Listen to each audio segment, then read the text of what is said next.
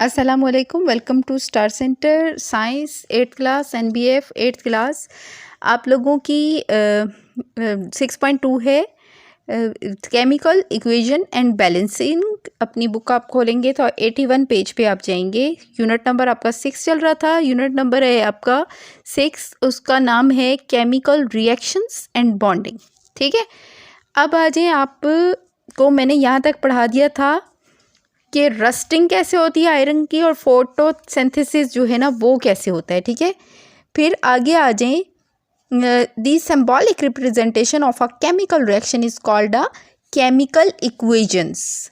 यानी कि इक्वेशंस आप मैथ में भी करते हैं ना, इक्वेशंस समझें कि जैसे तराजू होता है ना, उसके दोनों पलड़ों को बराबर करना, बिल्कुल इसी तरह से आपको यहाँ पे फार्मूलाज को इक्वल करना या उनको दोनों तरफ से बैलेंस करना सीखना है। ठीक है, इसमें दो चीज़ें होती हैं, रिएक्टेंट्स और प्रोडक्ट्स। ठीक है, प्रोडक्ट्स और रिएक्टेंट्स। ठीक है, for instance we can describe burning of coil as follows. मिसाल के तौर पे बर्निंग ऑफ कॉइल को हम कैसे बयान करेंगे? Coil is carbon, coil carbon है, तो फिर क्या करेंगे, हम लिखेंगे कॉइल की जगह पे हम लिखेंगे कार्बन। ठीक है, यानी उसका हम साइंसी नेम इस्तेमाल करेंगे, कार्बन प्लस ऑक्सीजन। कार्बन में जब ऑक्सीजन मिलता है तो क्या बनता है? Carbon dioxide. ठीक है, now simplify the word chemical equation by writing symbols and formulas of reactants and products. ठीक है, अब क्या करें कि इसको केमिकल शेप में, केमिकल इक्वेशन में इसको लिखें, इन अलामतों को, और फार्मूला की शक्ल में आप इनको लिख के दें। ठीक है, कैसे लिखना है आपने? Indicate their physical state in parenthesis. इस लफ्ज़ को मैंने सर्च किया है तो इसका मतलब बनता है जैसे कि आप इनको ब्रैकेट्स की शक्ल में लिखते हैं, जैसे कि आपको इसको एक ख़ास साइंसी शक्ल में लिखते हैं। यहाँ पे मुराद ये है इसकी। यूज़ एस फॉर सॉलिड, ये जो आपने छोटे छोटे ब्रैकेट्स में नीचे देखें ये लिखे हुए नज़र आ रहे हैं ना, इसका मतलब ये है कि मिसाल के तौर पे जैसे कार्बन है तो कार्बन के आगे क्या लिखा हुआ है? एस, तो कार्बन एस है यानी सॉलिड है। ठीक है, पूरा वर्ड नहीं लिखते हैं, उसका एक सिंबल लिख देते हैं, वो एस है। ठीक है, O2 क्या है? ठीक है, ऑक्सीजन। ठीक है, ऑक्सीजन के साथ आप जी देख रहे होंगे, मैंने पहले भी बताया था आपको, ये जो छोटा सा जी लिखा हुआ है ब्रैकेट के अंदर, इसका मतलब है गैस है ये, यानी कि ऑक्सीजन के बारे में बताया जा रहा है कि ये गैस है, सॉलिड है या लिक्विड है। ठीक है, जो लिखा होगा उसके हिसाब से वो चीज़ होगी। ठीक है, CO2 में तब्दील हो गया ये। CO2 किसका फार्मूला है? यानी साइंसी नाम है कार्बन डाइऑक्साइड का। ठीक है, ये पोर्शन आपका केमिस्ट्री में आता है जिसमें कि आप केमिकल्स को बैलेंस करना, उनकी इक्वेशंस को बैलेंस करना सीखते हैं। ठीक है, similarly burning of natural gas methane is described as follows. Methane का क्या फार्मूला है? वो मीथेन थोड़ी लिखते हैं, वो कहते हैं, हम लिखते हैं CH4। ठीक है, CH4। इन फार्मूलाज को आप अच्छे तरीके से याद करेंगे 8th क्लास में ही, क्योंकि आगे जाके बहुत तेज़ी से काम चलता है और फिर आपसे ये नहीं कवर होते हैं। ठीक है, और ये जो आप ये जो G और ये L लिक्विड और सॉलिड वगैरह के देख रहे हैं ना छोटे छोटे साइन, ये ना भी आप डालें ना तो इक्वेशंस इसके बगैर भी लिख सकते हैं आप। ठीक है, ये तो जस्ट एक छोटे बच्चों को जब नए नए समझाते हैं या स्टूडेंट्स नए नए आते हैं किसी चीज़ में तो उनको समझाने के लिए लिखा जाता है।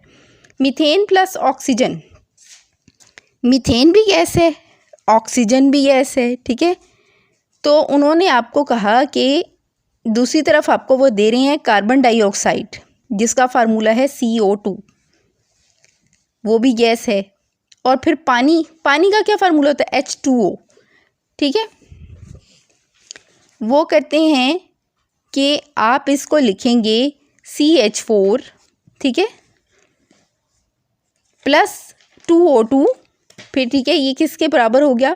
CO2 plus 2H2O। वो ये सिर्फ अभी सिंबल्स लिखना सिखा रहे हैं, ये भी बैलेंस करना नहीं सिखा रहे आपको, ये सिर्फ ये बता रहे हैं कि आपको किस तरह से इनको लिखना है। The symbolic representation of a chemical reaction is called chemical equations. ठीक है, शक्ल तो आपको बहुत अच्छे तरीके से अपनी बुक में नज़र आ रही होगी।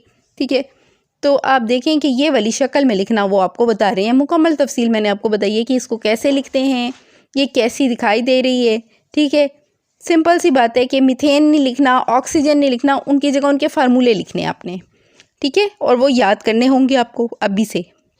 दी symbolic representation of a chemical reaction is called chemical equation.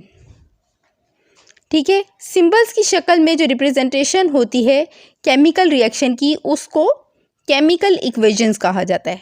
ठीक है, represent the following chemical reactions by chemical equations. Burning of hydrogen H2 to produce water, burning of magnesium जिसका फार्मूला है Mg2, produce magnesium oxide MgO बनाने के लिए जो formula होता है इसका, तो उसको आप शो करें। ठीक है, अब नेक्स्ट पेज पे आ जाएं।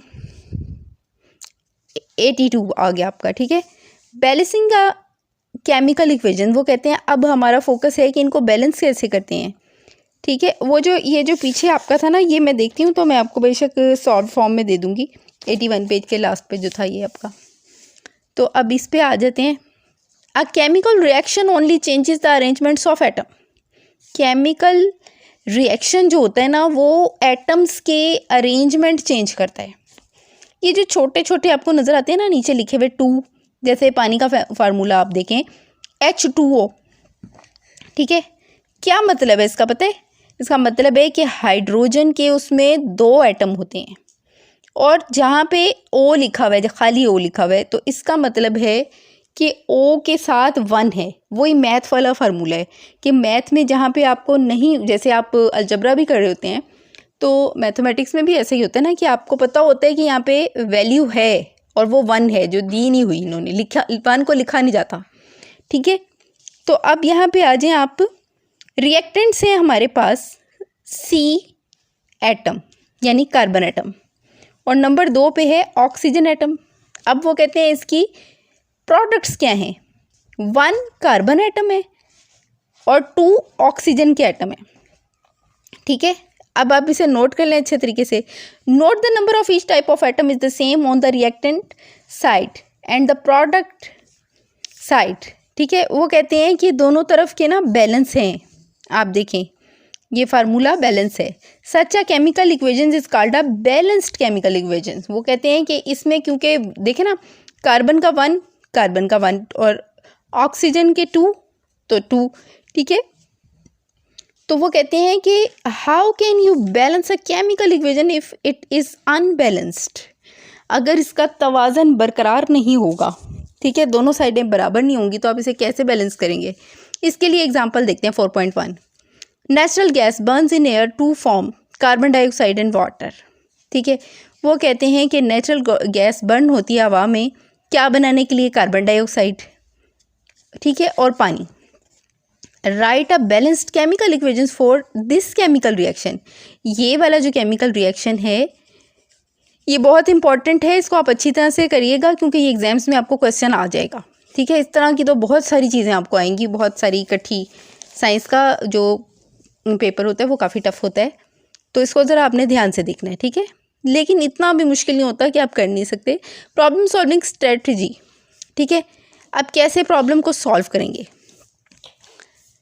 राइट वर्ड इक्वेशन, यानी कि जैसे इन वर्ड्स में आप लिखते हैं, मीथेन लिखा आपने, फिर ऑक्सीजन के स्पेलिंग लिखे। ठीक है, मीथेन प्लस ऑक्सीजन लिखा, फिर आपने दूसरी तरफ लिखा कार्बन डाइऑक्साइड प्लस वाटर। ठीक है, तो ये वाली शक्ल में आपने लिख दी इसको। अब स्टेप नंबर 2 आपका क्या है, right correct symbols and formulas of reactants and products. ठीक है, also indicate in parenthesis the physical states in which reactants and products exist. ठीक है, वो ये कह रहे हैं कि इस फार्मूले को सेपरेट करके लिखें और इसको बताएं कि इसमें कौन सी चीज़ कितनी है। ठीक है, जैसे कि नीचे उन्होंने ये ग्रीन बॉक्स में लिखा भी हुआ है। ठीक है, count the number of the atoms of the each element in the reactants and products. ठीक है, अब ये पहले वाले हिस्सा जो था ना नंबर 2 पे, उसमें सिर्फ आपने इसको इस वाली फॉर्म में लिखना था जिसमें कि लिखा हुआ है CH4O2, फिर एरो के दूसरी तरफ आप आ जाएं तो CO2 H2O। ठीक है, अब आए थर्ड वाले पॉइंट के ऊपर, पेज नंबर मैं 82 पे हूँ। ठीक है, count the number of the atoms of each element in the reactants and products. ठीक है, अब के नंबर काउंट करने हैं हमने। इसमें कार्बन कितने हैं, रिएक्टेंट साइड पे 1 कार्बन है और प्रोडक्ट साइड पे भी 1 कार्बन एटम है, ठीक है। फिर 4 हाइड्रोजन के एटम्स हैं रिएक्टेंट साइड पे और 2 हाइड्रोजन एटम हैं प्रोडक्ट साइड पे, ठीक है। फिर 2 ऑक्सीजन एटम्स हैं और फिर 3 ऑक्सीजन के एटम हैं। यहाँ पे देखें आप, बैलेंस में गड़बड़ आ रही है, किस किस में, हाइड्रोजन में और ऑक्सीजन में, और इसी अनबैलेंस को हमें बैलेंस करना है। Carbon atoms are balanced but hydrogen and oxygen atoms are not balanced. वो यही बात उन्होंने आगे कर दी जो मैंने आपको पहले ही कह दी थी कि ये बैलेंस नहीं है। कौन कौन? हाइड्रोजन और ऑक्सीजन, इसे हमें बैलेंस करना है। Balance 1 element at a time. सबसे पहले उन्होंने कहा किसी एक को बैलेंस करेंगे। To balance the chemical equation use coefficients, ठीक है। When no coefficient is written it is assumed to be 1। ये वही वाली बात है जो मैंने अभी शुरू में आपको बताई थी कि जहाँ कुछ नहीं लिखा होता ना, वहाँ पर आप 1 अज्यूम कर लेते हैं ना खुद से। अज्यूम करना क्या होता है कि समझ लेना कि यहाँ 1 ही है, जैसे पावर होती है मैथ में आप करते हैं, ठीक है। तो अभी आप आ जाएं, always start with the lowest coefficient. You shouldn't change subscripts in a chemical formula to balance a chemical equation. Page number 82 बिल्कुल लास्ट में हम आए हैं। अब वो ये आपको कह रहे हैं कि सबस्क्रिप्ट्स क्या चीज़ होती है। ये आप देख रहे होंगे कि ये जो लिखा हुआ है ना CH4 O के साथ 2, ये जो लिखे हुए हैं ना न्यूमेरिकल्स, ये जो नंबर लिखे हुए हैं आपके, नंबर जो आपके लिखे हुए हैं ना काउंटिंग के, इस नंबर्स को ये सबस्क्रिप्ट्स कह रहे हैं। ये कह रहे हैं आप खुद से इनको तो चेंज कर नहीं सकते, तो फिर आप क्या तब्दीली लाएंगे इसको बैलेंस करने के लिए।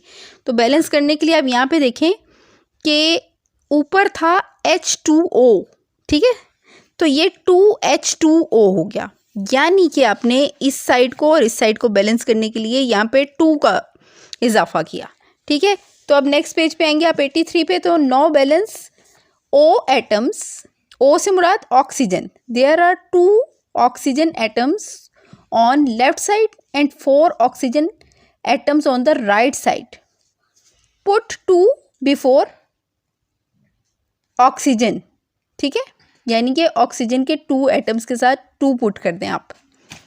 इसके आगे आ रही है example 4.2। Balance the following chemical equation, ठीक है। Na आपका हो गया, ठीक है, ये नीचे सॉलिड लिखा हुआ है S फॉर सॉलिड, ठीक है। H2O, ठीक है, NaOH, फिर आपका आ गया H2। ये आप देख रहे होंगे कि ये पूरी आपकी इक्वेशन है। इसका सोल्यूशन क्या दे रहे हैं ये, इन्होंने इसको जब सेपरेट किया तो इसमें से इन्होंने कहा कि 1 Na का एटम है और दूसरी तरफ भी 1 ही है एटम इसका, तो इसमें तो कोई प्रॉब्लम नहीं है। तो हाइड्रोजन के 2 एटम्स हैं और 3 हाइड्रोजन के एटम्स हैं, तो यहाँ पे इसका फ़र्क आ रहा है, ठीक है। और ऑक्सीजन का 1 एटम है, ठीक है। तो आप इसको किस तरह बैलेंस करेंगे, इसमें गड़बड़ आ रही है हाइड्रोजन के एटम्स की, ठीक है। Na and O atoms are balanced, H is unbalanced. What to do? You can't show 3 H atoms on the left side. So put 2 before NaOH, ठीक है। So H atoms become even on the right side. Na sodium है ना, ठीक है, H2O होता है पानी का फार्मूला, ठीक है। तो ये आपने ये दोनों को यहाँ पे ये तो बैलेंस थे, आपने उसके साथ 2 लगा दिया राइट साइड पे। जब आपने इसको 2 लगाया, नो बैलेंस H एटम्स, आगे वो कहते हैं अब आपने H यानी हाइड्रोजन के एटम्स को बैलेंस करना है क्योंकि उनका बैलेंस ख़राब हुआ है, ठीक है।